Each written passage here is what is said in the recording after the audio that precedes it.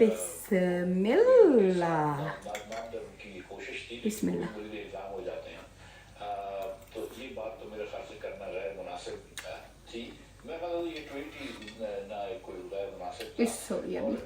Just like a few drops of olive oil, चले chicken को डाल दें।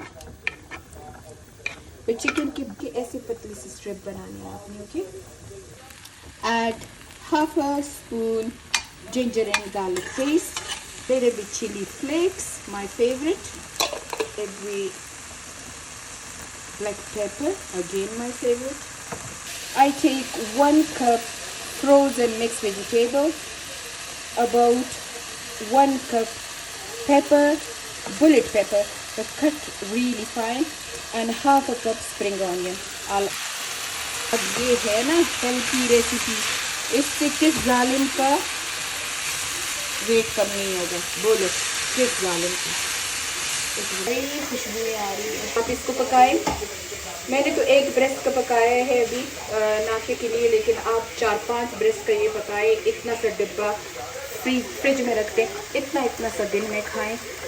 आप इतना भी खा लो, आपका वेट कम होगा, गारंटी।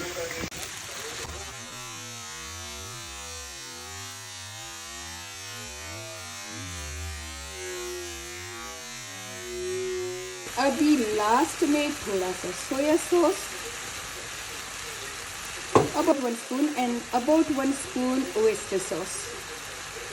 खुल जा simsim after 5 minutes. My chicken is all cooked. Let's eat.